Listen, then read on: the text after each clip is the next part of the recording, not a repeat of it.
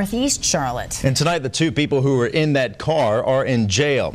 Tonight, we know it all started with a robbery on Sunset Road. It ended about 11 miles later at Old Concord Road and Harris Boulevard. Action News reporter Tim Caputo is live there on the scene tonight with more on what happened next. Tim. Well, those two suspects, a guy and a girl duo, ditched their getaway car right here. You can see the tire tracks. They got out and ran off into the woods trying to get out of the sight of police officers. But little did these alleged robbers realize that their brazen crimes caught the attention of several watchful Charlotteans. The suspects were pulled from the woods, and backup officers weren't the only ones watching. It was just sort of instinctive to grab a camera as I went out the door. These pictures were taken by Ken Buck.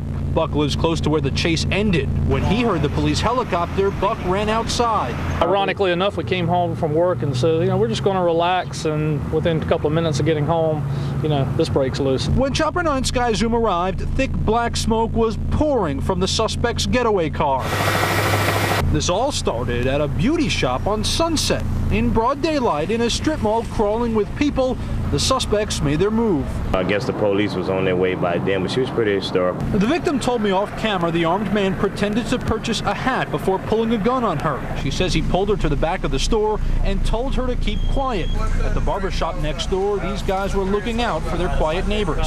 She was pointing at some car that was taking off down the street. Actually, it was at the light by the time I looked up there. This car doesn't look like much now, but it could be key evidence that links these two suspects to other crimes. These suspects may be involved in several other armed robberies, and that's something that we're looking at this.